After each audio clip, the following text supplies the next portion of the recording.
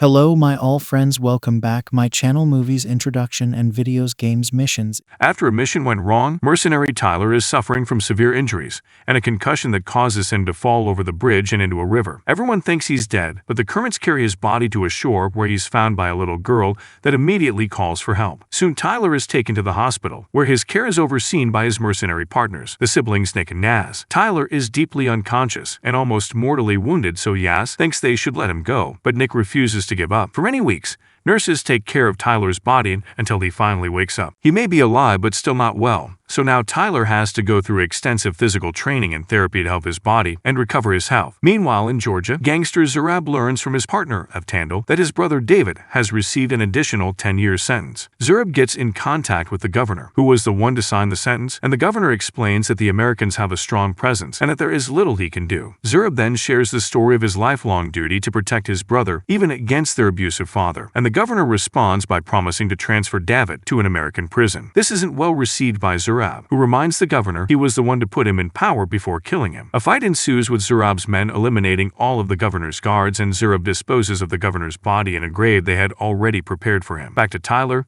the siblings come to pick him up to take him to Austria, where they prepared a secret cabin in the forest with his belongings and his dear old dog. Now Tyler can finally retire in peace, but before leaving, Nick gives him a box with some special memories. From then on, Tyler sticks to a normal routine and enjoys the simplicity of watching TV, fishing, and getting groceries. One evening, he finally opens the box and cries when he finds all the old letters and videos of his now-dead son. His child had been sick, and Tyler volunteered to go to war before the kid died, so his wife divorced him for abandoning them at the worst times. In the meantime, Zurab's brother David is watching a prison fight, but he can't enjoy it because he's worried about his new sentence and the consequences.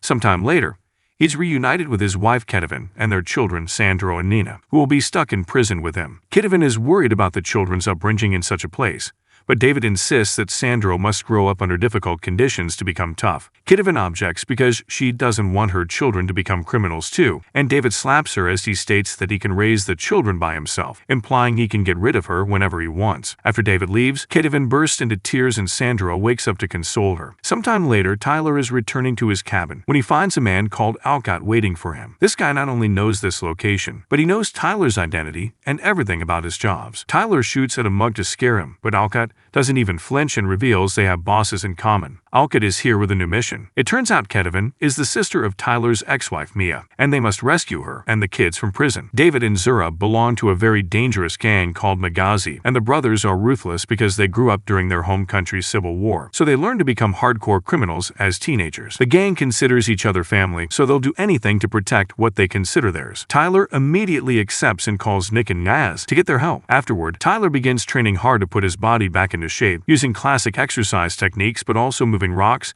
and throwing axes to cut wood. Once Tyler is ready, he and the siblings travel to the prison in Georgia, where a guard they paid off has marked the right way to take with little drawings on the walls and turned off the cameras. The siblings wait outside while Tyler enters, and the guard informs him that gate 207 is unlocked before turning off the lights, granting him 5 minutes to extract the family. Very carefully, and using a light to find the little marks, Tyler sneaks around and makes his way to the family's cell, where Ketivan is already expecting him. She wakes up her children, and when Sandro asks about his dad, Ketivan tells him he'll join them later. As they make their way out, Nana accidentally drops her toy, which makes a funny noise. Tyler steps on it to destroy it, but it's too late. David wakes up, and when he sees his family leaving, he whistles as a sign so all the prisoners that are loyal to him come out for a riot. The group runs away and takes the stairs, where Tyler has to break a door lock to reach an abandoned corridor. Unfortunately, they end up in a cell surrounded by other inmates, causing a brawl to ensue. Tyler fights a few men of, and is forced to shoot one to finally get them to back away. Then he puts a small explosive to open the door, which saves them just in time before the prisoners try to attack them again. The group keeps on running and notices fights happening everywhere. Tyler finds an underground corridor and approaches a chute on the ceiling, through which they push the children to go outside and meet with Nick. However, before Tyler and Ketivan can climb too, David shows up and attacks them. Ketivan is quickly knocked down, but Tyler engages David in a very fierce fight, during which Tyler burns David's face against a furnace, breaks his hand, and then finally kills him by stabbing him. Ketivan also hits him with a shovel just to get her revenge. At that moment, a bunch of prisoners appear at the end of the corridor, so Tyler tells Nick to take the kids while he looks for another exit. While the siblings take away the kids in vans, the police come out to the common yard. starting a vicious fight against the rioting prisoners. As men begin dying all over the place, Kevin and Tyler come out of the yard too and decide to fight their way through. At first, Tyler manages to keep people away with his weapon, but eventually he runs out of bullets and has to fight hand-to-hand, which gets him wounded. Kevin tries to help by fighting with the shovel, but soon she's knocked down and everyone wants to grab her. Tyler has to fight multiple guys at the same time and get them off her. And when it becomes too much, he rolls over her to protect her and throws a grenade. When he stands up, Tyler is hit on the head, and it leaves him zoning out for a few seconds, allowing a prisoner to take Kevin away. Fortunately, Tyler snaps out of it quickly and goes after them, fighting off a few cops and taking their shields to protect himself from the newly started fire. Tyler punches and kicks a few men away and finally reaches Kevin, killing the prisoner before he can take advantage of her. At that moment, a back door explodes. It's Nick and her people that finally take them out. Yaz warns them that they intercepted Nagazi radio transmissions and know they're coming after them. The group leaves in the bulletproof vans, and after blowing up the front gate, they speed away as Tyler instructs the children to wear bulletproof vests and hide under the back seats. At that moment, they encounter the Nagazi soldiers, who open fire on them. A chase ensues. Nick and her men shoot back and cause various cars to get off the road, but just in case, Tyler still takes their vehicle through the forest. Nagazi cars keep on chasing them, but also some soldiers arrive on bikes, who throw grenades at some of the vans to get rid of Nick's men. Only Tyler's and Nick's vans are left, and they manage to run over the bikers with a few crazy maneuvers. But soon an explosion hits Tyler's vehicle and makes it flip. The mercenaries provide cover while the family exits the vehicle, yet Nina's hand still gets hurt in the process. The group enters a nearby factory and runs through it to then jump on a waiting train that will transport them out of Georgia. As the train takes off, more Nagazi soldiers show up in helicopters.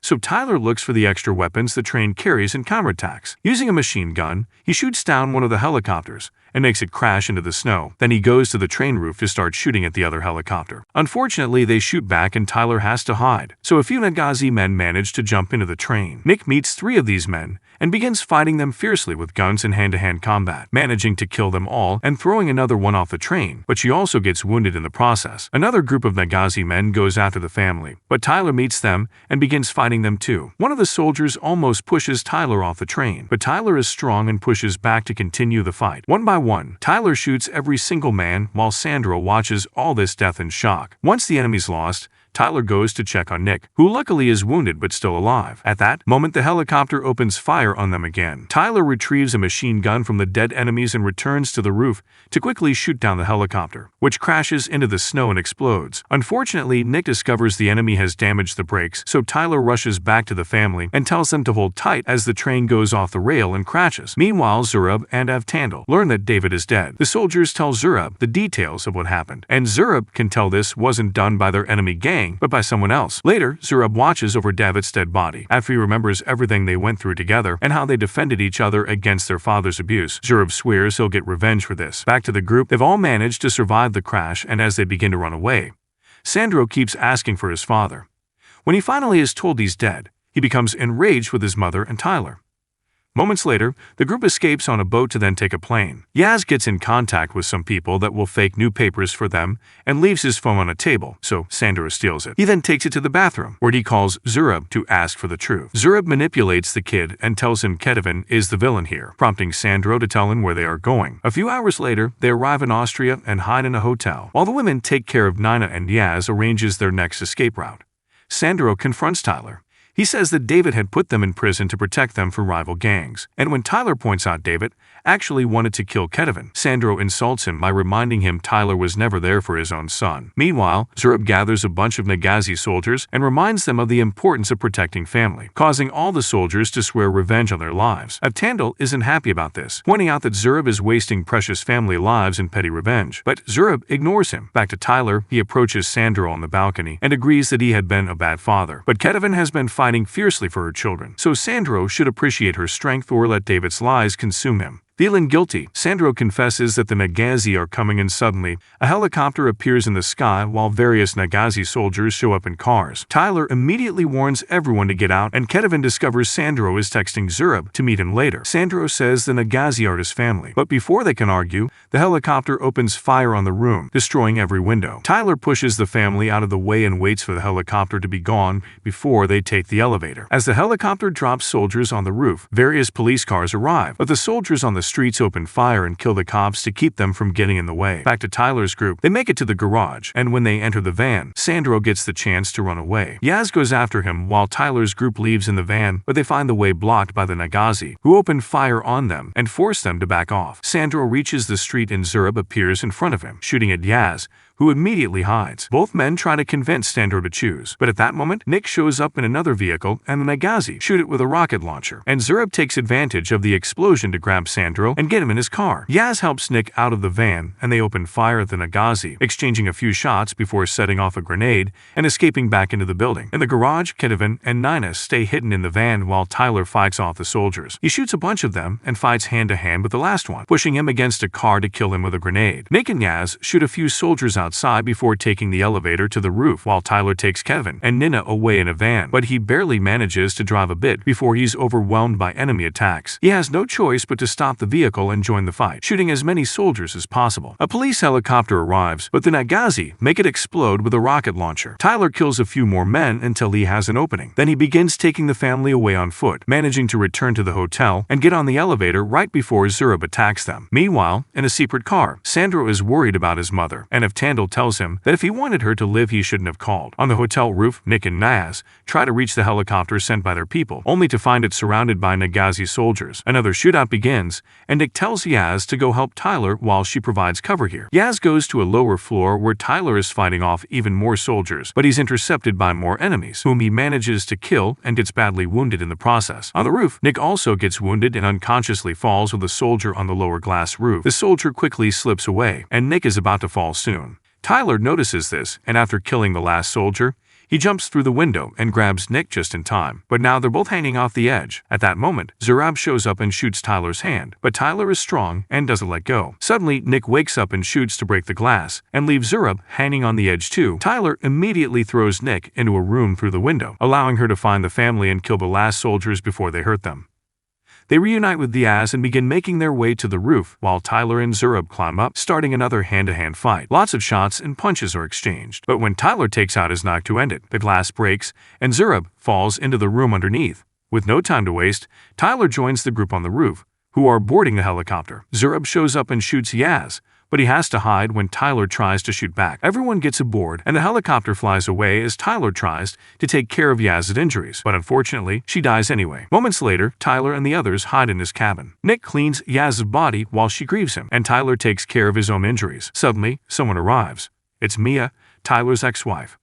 The sisters reunite, and after they spend some moments together, Mia approaches Tyler to talk. Tyler apologizes for abandoning her while his son had been sick, explaining he did it because he couldn't fix it, and he couldn't stand watching him die. Meanwhile, Avtandil tries to talk to Zurab, trying to point out how many soldiers they're losing just because of a woman. Now that Sandro is with them, they should try to move on. However, Zurab betrays him and makes a soldier shoot Avtandil. Sandro is left in shock because the Nagazi was supposed to be family. A few hours later, Tyler's phone rings, and it turns out to be Zurab, who asks Tyler to meet him at the airfield by St. George's Church to negotiate. Tyler agrees, but with the intention of fighting. Ignoring Nick's protests, Tyler arms himself to the teeth and heads straight to the airport, where he sneaks around to shoot a few guards and then blows up Zurab's plane. While Zurab and Sandro run away, Tyler starts advancing as he makes every vehicle in sight explode and gets in fights with any soldier that gets in his way. Tyler gets a serious wound in his stomach, but still follows the path to the church, where Zurab is hiding with the kid. However, this is a trap. Zurab has attached a bunch of bombs to Sandro, and he has the control in hand, stopping Tyler from shooting. Zurab forces Sandro to take Tyler's gun and kill him to avenge his father. However, Sandro freezes in guilt and fear. When Zurab is about to finish the job, suddenly Nick arrives through the back door to help. Zurab uses Sandro as a shield, and Nick has to put her weapon down. At that moment, Tyler signals Sandro, who quickly takes the remote control and frees himself from Zurab's control. Nick takes out another gun, and another shootout with Zurab ensues, which gets her badly wounded. Tyler tackles Zurab to the ground, and a brutal fight begins during which they use any object they can find around the church to hit each other. Sandro gets the bombs off him, and brings the control to Nick as he apologizes. Then Nick gets to deactivate the explosives. Tyler and Zurab continue to fight without mercy, landing painful blows and destroying their surroundings in the process. After lots of pain and punches, Tyler manages to grab a huge nail and begins stabbing Zurab over and over. Somehow Zurab still doesn't shut up about revenge, and Tyler finally reaches for a gun to shoot him in the head. Afterward, Tyler rushes to check on Nick, but at that moment, the Austrian police arrive and arrest them all. Days later, Nick and Tyler are in prison, and Nick is given proper health care. One afternoon, Mia visits Tyler and explains Kedivin and her children were given witness protection in exchange for information. Mia also tells Tyler that their son's last image of him was not of Tyler leaving them but of his father going to war to save the world, expressing that his son wanted to be as brave as him. Sometime later, Tyler is put into a car, but it turns out it isn't a transfer. Alcott is waiting for him and offers to get Tyler out of jail if he agrees to take another job. Tyler is hesitant, but he agrees the moment Alcott promises to free Nick as well.